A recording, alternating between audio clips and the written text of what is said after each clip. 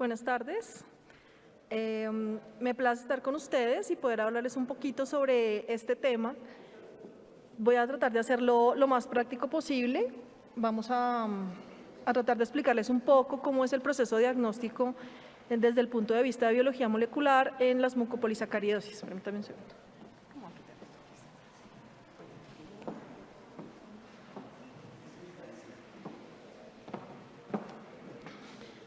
Bien. Gracias. Bien, la foto que ustedes ven al fondo es básicamente para ponernos en el contexto de los mucopolisacarios. La biología molecular parece algo muy abstracto. Sí, uno escucha sobre técnicas, sobre análisis de diferentes componentes en el cuerpo humano, pero es muy difícil llegar a verlos. Básicamente esta foto es para ponerlos en el contexto de que esto es real. Lo que ven ahí es un glucosaminoglicano que está unido a su matriz de proteína, que les voy a mostrar acá. Esto es una proteína globular que le ayuda a anclarse a los diferentes lugares donde él tiene alguna actividad, especialmente a nivel de la membrana celular de múltiples células a nivel del cuerpo. Y lo que ven acá, que se ramifica, son básicamente los azúcares puestos como disacáridos en manera repetitiva, que es lo que nos compete y que, más importante, nos va a dar el fenotipo cuando está alterado en la mucopolisacaridosis. Aquí vemos cómo se acumulan los glucosaminoglicanos en los lisosomas a nivel del hígado, que es uno de los procesos fisiopatológicos representativos en varias de las mucopolisacaridosis. Vamos a ver que no todas tienen hepatosplenomegalia, pero en la mayoría de ellas sí se puede ver el acúmulo en el hígado y así es como se ven a nivel del microscopio, y aquí es en piel. Ya tuvimos una charla muy interesante sobre las implicaciones de la mucopolisacaridosis en piel. Básicamente la infiltración a nivel lisosomal de estos glucosaminoglicanos se ve como lo podemos ver en la foto. Ustedes pueden ver acá estas incrustaciones negras que parecen artefactos en la fotografía. Esos son los acúmulos anormales de glucosaminoglicanos, además de una transformación lipídica que también podemos ver alrededor. Bien, en el transcurso, desde que se empezó a identificar y a describir las diferentes mucopolisacaridosis, el proceso diagnóstico ha tenido muchos cambios. Inicialmente, lo que se hacía o lo que los médicos trataron de orientar el diagnóstico fue a través del fenotipo. Entonces, empezaron a ver personas que tenían unas características faciales inicialmente muy similares. Entonces, ustedes cuando van a hablar sobre mucopolisacaridosis van a encontrar en todos los artículos que tiene una facies tosca, etcétera, etcétera. Básicamente, eso fue lo que empezó a orientar a los clínicos. Dijeron, bueno, los pacientes que tienen unas características faciales así, se les crece el hígado, algunos tienen algunos problemas vertebrales, óseos, tienen alteraciones en la morfología ósea. Entonces, el fenotipo fue la primera forma de caracterizar y ayudar al diagnóstico de la mucopolisacaridosis. A medida que pasó el tiempo, entonces encontramos la parte biológica, donde dijeron, hay unos organelos que se llaman lisosomas y hemos visto que en estos pacientes con este fenotipo los lisosomas tienen algunas alteraciones que no tienen otros pacientes. Parece que están con acúmulo de alguna sustancia que hay que caracterizar, y así entonces la parte biológica empezó a tomar importancia. Y después, un poquito después, ya de la mano de la parte del fenotipo y de la parte biológica, encontramos la parte bioquímica. Se dieron cuenta que lo que estaba acumulado en los lisosomas eran glucosaminoglicanos que por alguna razón no estaban pudiendo salir de ahí, no estaban pudiendo ser degradados, y entonces vamos a ver que es el inicio de todo el análisis bioquímico y del mejor entendimiento de la fisiopatología de las mucopolisacaridosis en general. Yo no voy a hablar de una mucopolisacaridosis específica, sino básicamente cuál es el enfoque del diagnóstico molecular. Entonces, ¿qué se encontró para ese momento? Pues que los glucosaminoglicanos son unos dímeros de carbohidratos o de azúcares, como lo podemos ver acá, que se unen entre sí por medio de dos diferentes enzimas que además les ponen un grupo de azufre. A la mayoría de ellos son polisacáridos azufrados, y ellos, ya sean globulares o sean lineales como este paransulfato, se unen a una matriz de proteína que es la que los ancla al lugar donde ellos deben tener su función, especialmente a nivel de la membrana de las células de la membrana celular. Entonces, ¿cuál es la formación? Rápidamente, esto es pues a modo de información general. Hay un grupo o una estructura basal en la que no hay dominios variantes, o más bien son dominios estables, estos que vemos en negro, y hay unos dominios hipervariables. ¿Eso qué significa? Que unas enzimas específicas ponen diferentes dímeros de azúcar y se han descrito que hay más o menos 48 posibles combinaciones, de las cuales se han descubierto o se han caracterizado mejor hasta ahora 23. Como podrán ver, ni siquiera conocemos más de la mitad todavía de lo que realmente forma estas estructuras.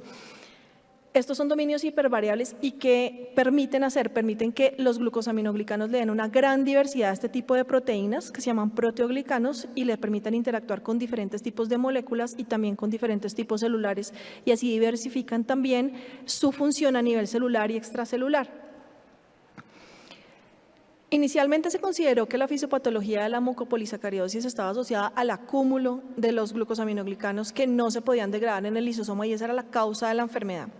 Pero ahora se sabe que ellos tienen múltiples funciones y cuando no están siendo degradados, se acumulan en el lisosoma, la célula tiene un proceso truncado en su fisiopatología. Ellos, además de que se acumulan, se ven alteraciones a nivel de la membrana celular, porque ellos tienen función de receptor, ayudan en los procesos de señalización celular que permiten el proceso de diferenciación, división celular, migración celular, ¿sí? También permiten ellos procesos de gradientes de concentración que hace que las células puedan tener quimiotaxis, es decir, tienen implicaciones importantes en los procesos de inflamación y de defensa contra infecciones.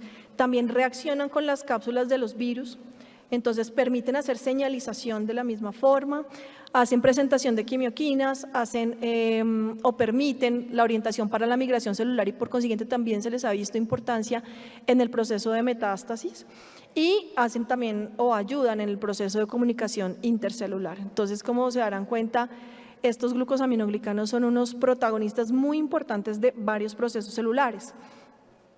Y entonces por eso es que cuando nosotros vemos un paciente con mucopolisacaridosis, vamos a ver que ellos tienen un fenotipo muy importante, no solo a nivel de su expresión facial o hepatosplenomegalia, sino que tienen compromiso por infecciones, son pacientes que se infectan fácilmente, son pacientes que son propensos a desarrollar muchas otras patologías basados en toda la alteración estructural que se ve cuando ellos están alterados. Acá les puse algunas de las funciones: migración, proliferación, lo que ya habíamos hablado, inflamación, etc. Entonces, después de eso vamos a ver que, o para contextualizar un poco mejor, encontramos todas las funciones que se van a alterar cuando ellos empiezan a acumularse en los lisosomas. Entonces tenemos una mutación específica en un gen, ya vamos a hablar un poco más de eso, porque no es esencialmente los proteoglicanos los que se alteran con las mutaciones genéticas, sino son las enzimas que van a degradar estos proteoglicanos. Ellos están normales. Pero cuando hay una alteración en el proceso de degradación, entonces vamos a encontrar que hay deficiencia de las enzimas lisosomales, la que se mutó específicamente para el tipo de mucopolisacaridosis que encontremos, y entonces hay un proceso de almacenamiento anormal. Exceso de glucosaminoglicanos en la matriz extracelular, porque como sabemos, ellos están a nivel de la membrana sinovial, el líquido sinovial, están en la matriz extracelular, entonces empiezan a acumularse ahí. Las células empiezan a tener disfunción de todos sus procesos metabólicos, disregulación de las señales y las vías de señalización, activación de la inflamación, porque el cuerpo empieza a detectar que las células tienen algo anormal. Vamos a tener disfunción de los lisosomas, que no solamente están encargados de degradar los glucosaminoglicanos, sino que tienen muchas otras funciones. Una de esas es fusionarse con los fagosomas para poder eliminar otras sustancias. Entonces también vamos a ver que esto se va a ver alterado. Hay alteración del proceso de migración de vesículas a nivel intracelular, con todo lo que esto implica, así como lo vemos en la foto. Alteración de la autofagia, la célula va a perder la capacidad de muchas de sus funciones. Hay un aumento del estrés oxidativo, entonces las mitocondrias se van a ver vinculadas por varias vías en la afectación que se genera por el acúmulo de glucosaminoglicanos, y el estrés oxidativo pues ya sabemos que tiene implicaciones metabólicas y fisiopatológicas en muchos procesos. Y también se ha visto que hay perturbaciones a nivel del transporte de calcio, que sabemos que el calcio es un segundo mensajero muy importante desde el punto de vista bioquímico en muchos procesos celulares. Entonces, ya entendiendo la base molecular, se sabe que no solamente la acumulación de glucosaminoglicanos no degradados en el lisosoma son la base fundamental de la enfermedad. Además, ya se ha visto también que el proceso de degradación, o más bien la ausencia de degradación de los glucosaminoglicanos, va de la mano al acúmulo de otras sustancias como glicosfingolípidos, fosfolípidos, alfa-sinucleína, que son sustancias que van a tener implicaciones muy importantes en la fisiopatología, tanto que se ha visto en especímenes de biopsia de pacientes con mucopolisacaridosis, acúmulo de alfa-sinucleína a nivel del sistema nervioso central, que es un proceso fisiopatológico importante en la enfermedad de Alzheimer, en las demencias en general, y por consiguiente también se está considerando como una posible tautopatía. Entonces, aquí les traigo esto básicamente para ilustrarles cómo es el proceso a nivel de las neuronas y del hueso, de la afectación por el acúmulo de glucosaminoglicanos en general, donde tenemos un almacenamiento primario que está aumentado, alteración de la autofagia y todas las cosas que les acabo de mencionar, un proceso de neuroinflamación. Al lado también hay almacenamiento secundario de las sustancias que les acabo de mencionar también, composición anormal de membranas, disfunción de diferentes grupos proteicos muy importantes a nivel de la célula, y todo va a redundar en neurodegeneración. Entonces también sabemos que no todas, excepto una, la mayoría de las mucopolisacaridosis van de la mano con alteración cognitiva en la mayoría de los pacientes. A nivel del hueso, que también es una característica fundamental, sabemos que hay una alteración en la morfología ósea, y es una de las características que uno busca cuando está empezando a hacer el proceso de diagnóstico. Si tiene exostosis, uno empieza también a sospechar que puede ser una mucopolisacaridosis. Esto está dado principalmente porque hay una alteración a nivel de las vías de mTOR y hay una alteración de la homeostasis del colágeno, por supuesto que tiene una relación muy importante con los proteoglicanos. Señalización aberrante, especialmente de factores de crecimiento, para el hueso el factor de crecimiento fibroblástico, y de genes que son importantes desde el desarrollo, que se llaman Sony Head-Hodge y también de Indian Head-Hodge. Son genes muy importantes y que van a tener implicaciones en el proceso fisiopatológico de esta enfermedad, para que finalmente haya una alteración de la morfología ósea que nosotros vamos a ver en la radiografía a nivel de la consulta. Entonces, ¿cómo es el proceso diagnóstico? Esta diapositiva ya la habían mostrado, yo lo que quiero resaltar rápidamente en ella es que aunque hay hallazgos comunes a las diferentes mucopolisacaridosis, como por ejemplo displasia de cadera a nivel osteoarticular, no es un hallazgo patognomónico de todas, ¿sí? No todos los que tienen displasia de cadera tienen mucopolisacaridosis, y no porque un paciente no tenga displasia de cadera significa que uno la pueda descartar, ¿sí? Obviamente es una orientación, y ustedes van a encontrar muchos artículos que hacen una caracterización fenotípica para hacer una aproximación desde el punto de vista clínico en la consulta, pero solamente es una orientación, porque ya vamos a ver, y como les mencioné al principio, el fenotipo es algo muy inespecífico, porque aunque uno ve un niño con facies toscas, las exostosis, y dice, uy, muy probablemente sea una mucopolisacaridosis, nadie podría decir con 100% de certeza que es eso. Hay muchos diagnósticos diferenciales que hacen que los pacientes tengan un fenotipo similar y por consiguiente el proceso diagnóstico es complementario. Acá lo mismo, ya vemos que hay mucopolisacaridosis que tienen digamos, rasgos muy característicos, compromiso cardiovascular, el compromiso óseo, ya vimos que la discapacidad cognitiva no está en todos. Entonces, cuando uno ve un paciente, tiene que empezar a orientar de acuerdo a lo que encuentre, si se va por ese lado o no. Inicialmente se pensó así, como vimos, el fenotipo era importante, y más o menos en el 2013, Hunter también representó no solo el nombre de una de las mucopolisacaridosis, sino también ¿cómo se llama? Un acróstico, se me olvidó, donde las primeras letras significan cada uno de los hallazgos que uno podría buscar cuando está en la consulta, si el paciente tiene eso. Entonces acá se los puse para ilustrarles. La H significaba hernia o hipoacusia. Era importante ver si los pacientes tenían eso. Bueno, uno podía empezar a orientarse. Si tenía una cara anormal, bueno, ya tiene dos cosas, obstrucción nasal, y así sucesivamente. Cuando uno encontraba en un paciente estos 6 hallazgos, tenían una sensibilidad del 95% en ese momento, ¿no? Para el 2013, que fue cuando se sacó esto. Luego entonces encontré este estudio que me pareció muy interesante, que se hizo en Malasia, donde ellos aplicaron los criterios clínicos para hacer diagnóstico de mucopolisacaridosis. Tenían solamente 60 pacientes, pero encontraron que cuando un paciente tenía 2 características de estas que están acá, tenían una aproximación diagnóstica muy importante y lograron, enfocados en eso, diagnosticar más o menos 15 pacientes. Digamos que un 25% es una muestra pequeña, pero es una enfermedad, digamos, considerada infrecuente.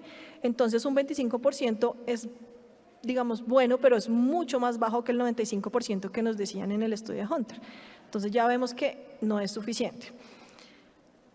Además de eso, como les mencioné al principio, los diagnósticos diferenciales son múltiples y los pacientes se ven muy parecidos. Entonces acá esta diapositiva es para mostrarles que Para los pacientes, por ejemplo, de mucopolisacaridosis tipo 1, 2, 6 y 7, hay que buscar diagnósticos diferenciales como deficiencia de sulfatasa múltiple, gangliosidosis tipo 1, galactosidosis, que son fenotipos muy importantes y que son enfoques de tratamiento muy distintos. Entonces sería un error gravísimo clasificar a un paciente por el fenotipo solamente diciendo que con eso le podemos decir que tiene mucopolisacaridosis cuando podríamos estarle negando un diagnóstico correcto y por consiguiente implicaciones terapéuticas importantes. Por eso ya no se usa solamente así. Entonces después vamos a ver que vienen los biomarcadores a darle apoyo al diagnóstico desde el punto de vista del fenotipo y viene el análisis de glucosaminoglicanos en orina, esencialmente. Ya vamos a ver que no solamente se analizan en orina, es lo que más se usa, tiene, digamos, mayor facilidad de acceso en otros lugares que no sean ciudades centrales, pero también tienen muchas inespecificidades. Entonces ahora también encontramos análisis por ELISA y lo último es por espectrometría de masas en tándem, que es lo más sensible, nos permite encontrar de todos los tipos de glucosaminoglicanos porque vamos a ver que la electroforesis de orina, el queratansulfato no es posible identificarlo porque no hace una reacción importante con los fluoróforos o cromóforos que se usan generalmente para este tipo de reacciones. Entonces, no es suficiente, se han desarrollado nuevas técnicas, pero vamos a ver en Colombia cuántas clínicas tienen acceso a una espectrometría de masas en tándem que no estén en Bogotá, Medellín, Cali o en algunas ciudades de la costa. Entonces, acá para ilustrarles traigo un método de fluoróforo por azul de dimetileno. Pero es importante esta gráfica, básicamente la traje para resaltar que no siempre la interpretación es la misma. Hay que mirar que la antropometría de los pacientes pueden hacer que varíe la concentración de glucosaminoglicanos en orina. La edad de los pacientes también hace que esto cambie. Entonces, a medida que avanza la edad, disminuye la excreción de glucosaminoglicanos en orina, pero eso no significa que el paciente tenga una menos grave mucopolisacaridosis o que no tenga. Y acá está una electroforesis de glucosaminoglicanos, o bueno, de azúcares en orina, y acá están los patrones que se ven por lo general. Hay otros biomarcadores que se han desarrollado a medida que ha pasado el tiempo, que se usan en la clínica, no con tanta frecuencia. Factor de crecimiento fibroblástico tiene alta afinidad por heparansulfato, entonces se usa para medir cuando aumenta o sube y se usan especialmente para seguimiento terapéutico. También dipeptidilpeptidasa, el factor asociado a heparina. Algunos gangliósidos, como les mencioné, también se acumulan, entonces se pueden evaluar como proceso de seguimiento también y se usan especialmente los gangliósidos cuando se ha hecho trasplante de médula ósea como alternativa de tratamiento y cuando se ha hecho terapia de reemplazo enzimático para hacer seguimiento. Así, entre muchos otros biomarcadores, estos son los que más se usan actualmente en la clínica, aparte de los que se analizan en orina. La medición de la actividad enzimática vino después, entonces vamos a ver que pues va a tomar fuerza y va a ser el gold estándar todavía, a pesar del advenimiento de la biología molecular, para el diagnóstico de glucosaminoglicanos. Esto simplemente para ilustrar, antes de salir de la conferencia, todos me tienen que decir cuánto se aprendieron de la diapositiva, todos los pasos. No, mentiras. Básicamente es para mostrarles el proceso de degradación. Hay 11 enzimas implicadas en la degradación de glucosaminoglicanos en los lisosomas. ¿Cuándo se da la enfermedad? Cuando alguna de esas enzimas, estas que están aquí, se altera. Hay una mutación, una variante genética que altera sustancialmente la función de la enzima, por consiguiente no se puede dar ese proceso catalítico y entonces hay una acumulación de los precursores de ahí para arriba en la vía. Ese es el proceso fisiopatológico muy simplificado de la mucopolisacaridosis y va a variar de acuerdo a que la enzima esté implicada en heparansulfato, dermatansulfato, etcétera, en cuál de los glucosaminoglicanos, entonces también nos va a dar el tipo de mucopolisacaridosis que estamos buscando. ¿Para qué se hace la actividad enzimática? Permite el seguimiento del tratamiento, ya lo habíamos mencionado, para la evaluación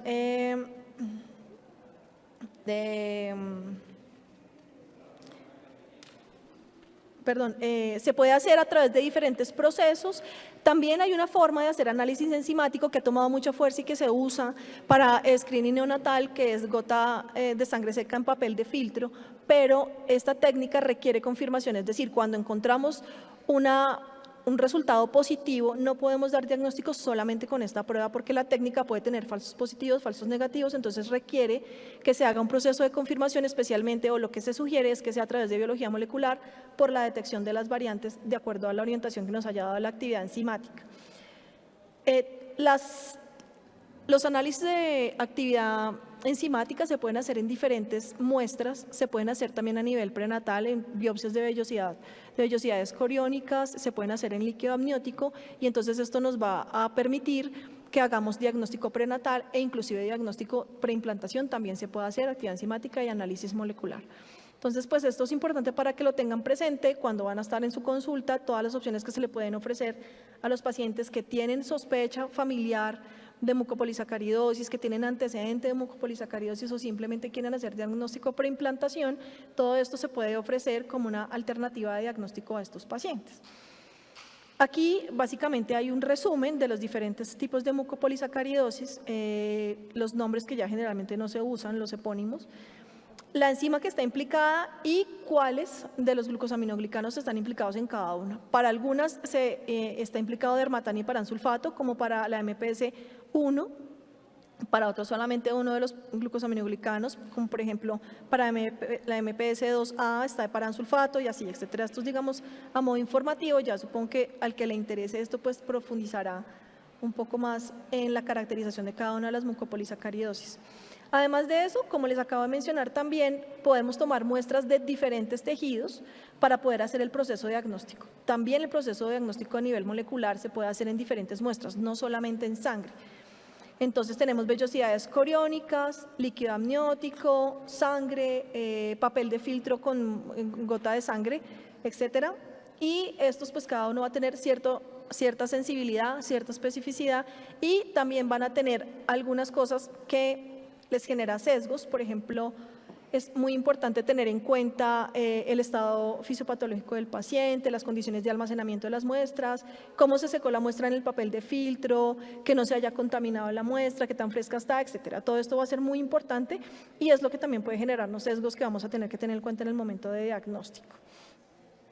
¿Qué es importante? Por ejemplo, cuando se hace un análisis enzimático y sale positivo para una mucopolisacaridosis, que esto no excluye otros diagnósticos diferenciales, es decir, no es específico. La mucolipidosis también es una enfermedad importante que puede tener una alteración a nivel enzimático y que puede generar un falso positivo desde el punto de vista de la mucopolisacaridosis. O sea, el paciente sí está enfermo, pero no es de eso, ¿sí? También hay algo que se llama la pseudodeficiencia para MPS 1, 3, 4 y 6 y 7, que está asociado, que se ha visto que está asociado a algunas variantes genéticas específicas en los genes asociados a estas enzimas, que son más bien llamados como polimorfismos porque no generan una verdadera mucopolisacaridosis. Es una pseudodeficiencia porque el análisis enzimático sale alterado, pero realmente el paciente no tiene mucopolisacaridosis.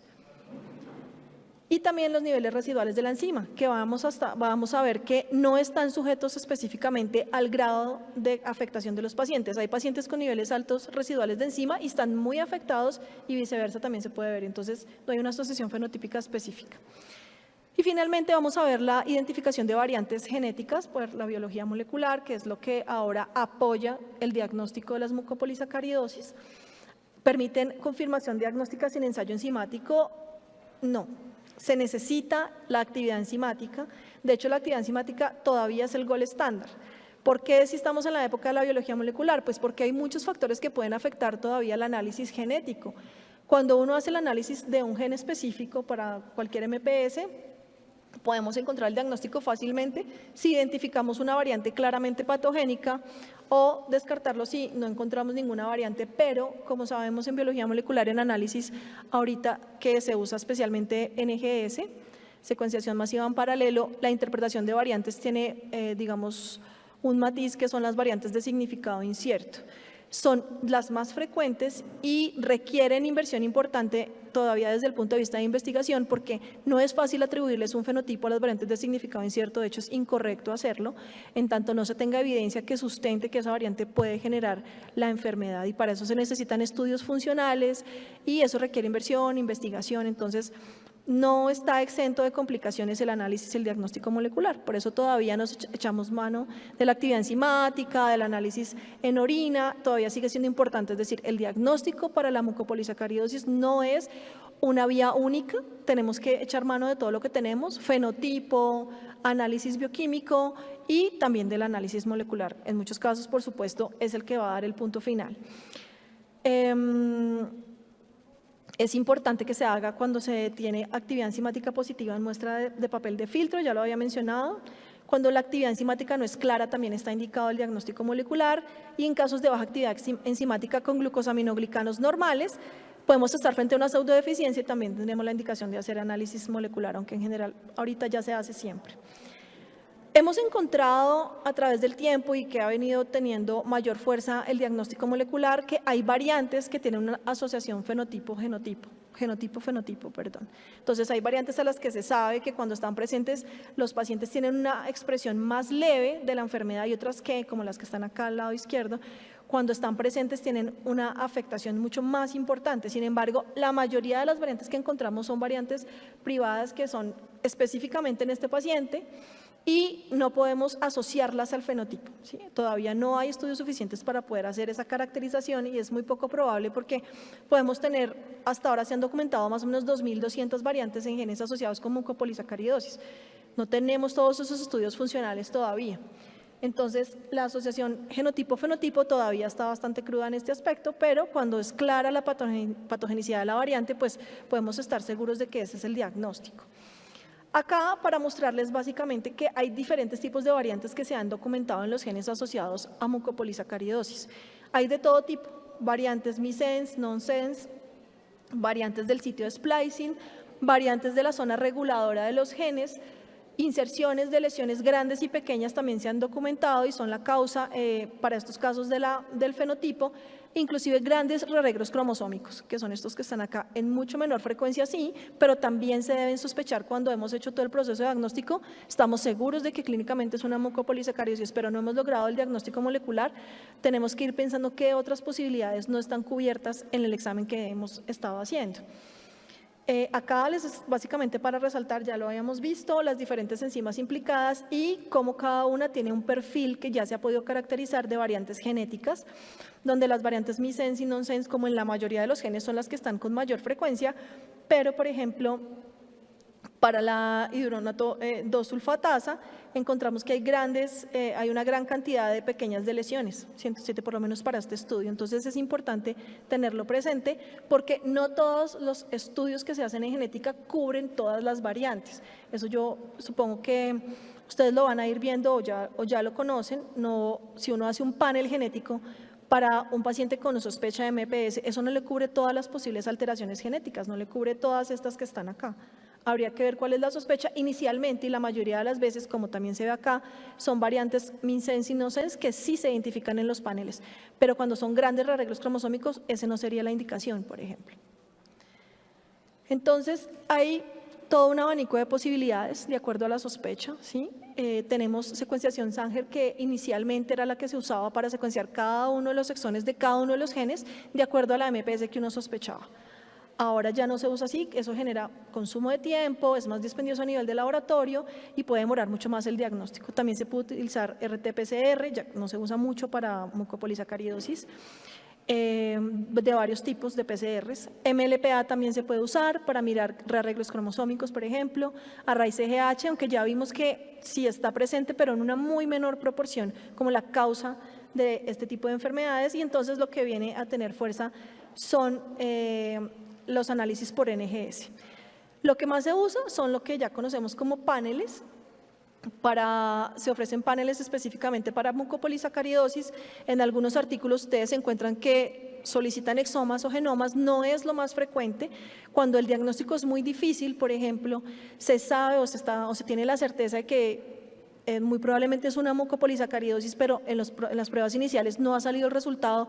Algunos han optado por este tipo de pruebas que tienen un plus, digamos, por encima de los paneles, y es que cubren unas regiones intrónicas para los genomas, regiones reguladoras, que pueden tener variantes que no se detectan en las otras técnicas. Entonces, hay algunos casos en los que sí se ha documentado, pero es mucho más infrecuente. La capacidad de detección por diagnóstico molecular, especialmente por paneles, es entre el 88 y el 98%, eso pues nos ayuda muchísimo en el proceso de caracterización de la enfermedad y proceso diagnóstico.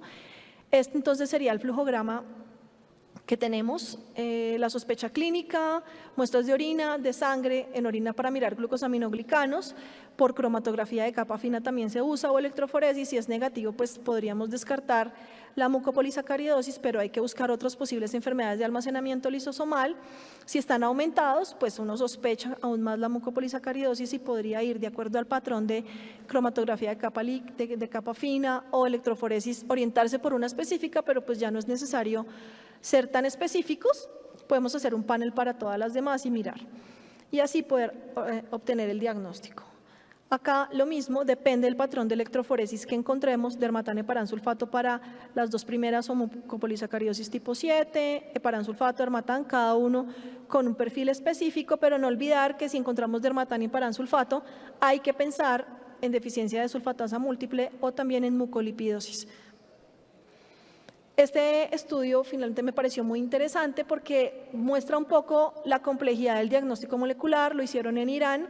Ellos tenían una gran corte de pacientes con mucopolisacaridosis con diagnóstico clínico, 298, ya les digo la cantidad exacta. Hicieron el análisis del fenotipo, encuentran lo que ya habíamos visto en los otros estudios, es muy diferente de acuerdo por regiones, la expresión fenotípica varía de acuerdo al tipo de variante y parece que también tiene efecto el medio ambiente, otras patologías que tenga el paciente, todo eso hay que tenerlo en cuenta y eso parece que tiene efecto en el fenotipo de los pacientes. Entonces acá vemos para las diferentes mucopolisacaridosis que el espectro fenotípico varía muchísimo.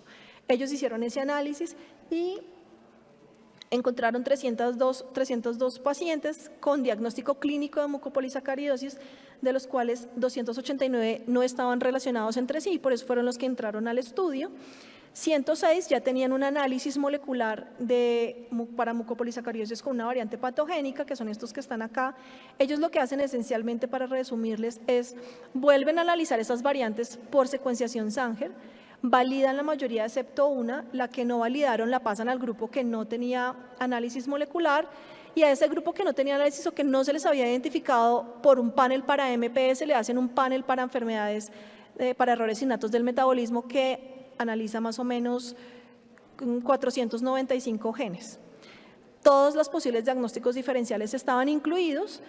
En general, ellos hacen reanálisis de las variantes, hacen todo el proceso bioinformático, encuentran que no es tan sencillo, unas que habían sido clasificadas de una forma se dieron cuenta que había que reclasificarlas, entonces los pacientes que empiezan a perder la fuerza clínica, o más bien la fuerza del análisis molecular que se les había hecho, hay que hacerle nuevas pruebas, se les hace estudio para regiones que no están cubiertas en los paneles, pero finalmente después de un proceso en el que le hacen panel, Sanger a los pacientes, encuentran una altísima tasa diagnóstica de 258 pacientes de los 289 que habían ingresado inicialmente al estudio. ¿Por qué les muestro esto? Porque no es tan simple como enviarle un panel al paciente. ¿Sí? Este paciente tiene actividad enzimática normal, vamos a enviarle un panel, pero ¿cómo así que el paciente tiene todo normal en el panel? ¿Por qué si claramente tiene una mucopolisacaridosis? A veces no es tan simple como eso.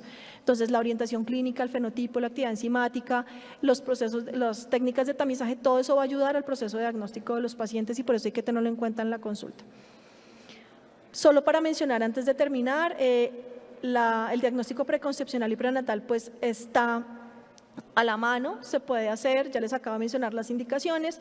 Diagnóstico preconcepcional importante sobre todo para diagnóstico preimplantación, cuando uno quiere o ha tenido asistencia para el embarazo, ¿sí? Cuando está por medio de ICSI, entonces lo que se hace es que se toma una de las células y se mira que si tiene alguna variante específica o se hace un análisis de portador, etcétera. O diagnóstico prenatal en vellosidades coriónicas, líquido amniótico, como les había mencionado, para evaluar si el embrión que viene en camino puede tener mucopolisacaridosis, esto específicamente cuando se conoce la variante familiar, es decir, si uno tiene un familiar que tiene mucopolisacaridosis y tiene la sospecha, entonces en este caso se sabe cuál es la variante que tiene la familia y es la que se busca en este tipo de estudios prenatales. En conclusión, el análisis fenotípico, químico y bioquímico aún en conjunto tienen un alto grado de inespecificidad, tanto en el grupo de las mucopolisacaridosis como los diagnósticos diferenciales. Hay que echar mano de todo lo que tenemos. y los análisis de ADN más allá de un complemento, pues se han convertido en una herramienta decisiva tanto en el proceso diagnóstico de las MPS como en muchos procesos diagnósticos. Vamos a ver lo que como médicos va a ser una herramienta que vamos a tener que echar mano para diferentes áreas, diferentes especialidades. Ya todos los médicos y todas las profundizaciones y todas las especialidades médicas tienen que saber algo de genética. Entonces, pues esto va a ser una herramienta que cada vez va a ser más útil para nosotros desde el punto de vista de la consulta. Muchas gracias. ¿Tienen alguna pregunta?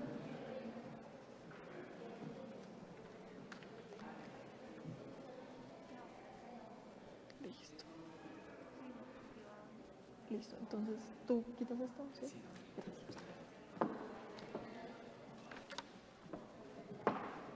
¿Por Zoom?